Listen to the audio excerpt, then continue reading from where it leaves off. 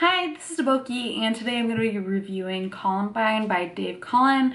I actually listened to the audiobook. So before I actually get into the review, I do want to say that I use the Overdrive app to listen to this, and I'm pretty impressed. So Overdrive is a service, many of you might be familiar with it, but it's a service for lending ebooks and audiobooks, and a lot of libraries will allow you access to their Overdrive catalog. I've used Overdrive in the past to access different ebooks, and this was actually my first time using it for audiobooks and actually using their app. So before, I found their ebook service to be a little bit frustrating, but now that I've used their app for reading or for listening to audiobooks, I think I'll actually use it a lot more. I've been using it to listen to more audiobooks since then. I thought it was pretty solid, so I just wanted to kind of give that a shout out before I get into the review. Now, on to the actual review. So Columbine is a non-fiction book covering the story of the horrible 1999 shooting at Columbine High School in Colorado. And the author, Dave Cullen, covers many aspects of the shooting, both the before, the during, the after, as well as describing to the best of his ability the perspective of the survivors, the victims, the family, and the community affected. The book also details how investigators, both those who were good at their job and those who were maybe less good at it, acted after the crime while taking on bigger cultural ideas such as the role of the media and the development of myths like the Trenchcoat Mafia, as well as the martyrdom of Cassie Bernal. From that description alone, I hope you're kind of getting a sense of how dense the book is, but it really covers so much within those ideas, but also even more. I really feel like I'm only scratching the surface of what is contained within this book. This book was published in 2009, about a decade after the shooting, and you can really feel the weight of how much there was within this book to really talk about. Or really to uncover about the shootings in that time. I was really impressed with Cullen's ability to weave together a story without trying to force any easy narratives.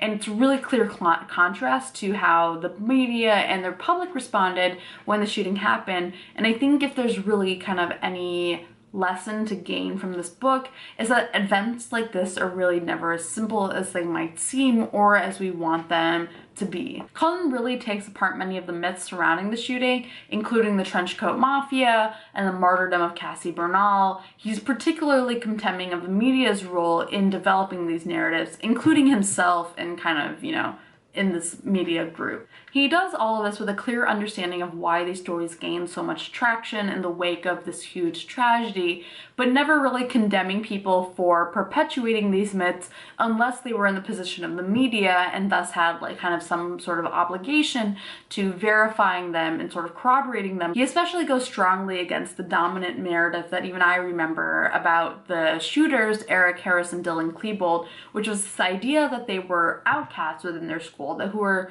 somehow engaging in a kind of revenge against the jocks and cool kids within their high school setting. It's really, to me, it's easy to see why these myths seem so convincing in retrospect, but instead of kind of easily like subscribing to those stories, Cullen goes into a long exploration of Eric Harris and Dylan Klebold's family and personal histories, including kind of excerpts from their diaries. And I think what's kind of so horrifying is you kind of realize that there was no specific trigger. Like, it's not as easy as being able to boil down this tragedy to like one specific event that set these boys off, and that you don't necessarily know how to prevent them, except that actually, in the case of the story, what you also learn is that the police actually had access to different parts of the puzzle that maybe would have helped them prevent, this tragedy from ever happening.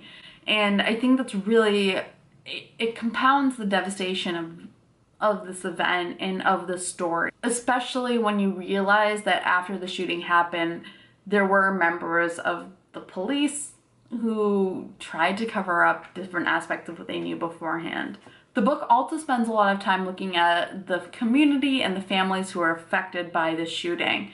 Cullen gives kind of a good, sort of more academic-ish overview of the evangelical community and their presence in the area, which which provides a lot of context for some of the victims, especially Cassie Bernal, and how the religious community responded to the shooting. He also gives some more personal history to some of the victims and survivors, which then follows into stories of how their families come to deal with something that is, I think, unimaginable to most of us. Like, I don't think there's, no matter what you process of an event like this, it's almost impossible to imagine what your response will be. These are stories that are hard for all the reasons that you know they will be, but they're also clearly so vital to understanding Columbine not just as a horrendous crime, but as a place and a people who had to do the work of a tremendous amount of grief. To be completely honest, this is one of those books that I don't really completely know how to review because I think the subject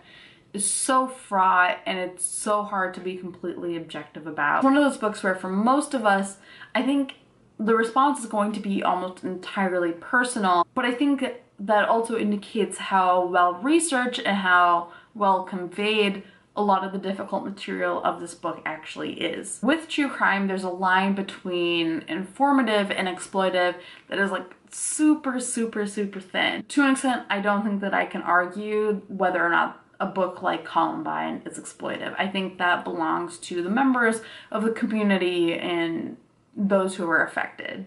But what I think helps this book is that part of the point of its existence is to illustrate the ways that we've sensationalized the shooting at the expense of understanding what happened, and sometimes very specifically at the expense of its victims. If you are interested in listening to the audiobook, I do recommend it. I think the narrator did a really good job. I think he had kind of the right tone of voice for this sort of story, and I can't imagine, like, I feel like taping this audiobook must have been incredibly hard. However, what I will say is that this book does have some very, very vivid descriptions of the events that happened during the shooting.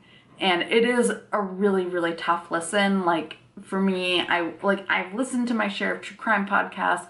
I am not particularly squeamish, but hearing these stories is really, really hard. So if you think that you're not going to be able to completely deal with that, but you still want to read this book, I think I would suggest reading the book over the audiobook, because I think you can kind of skim through the passages that are a little bit harder a little bit more easily. I am really glad that I listened to the audiobook. I am really glad that I basically read this book in some form. I didn't really realize how many myths of Columbine that I had internalized, and reading how these myths were brought about and the facts that kind of underlie them really helped me build a better understanding of this whole horrendous tragedy. It was a really tough read, and I can't fault anyone for not reading it, but I think if you're interested in the subject, I would highly recommend it.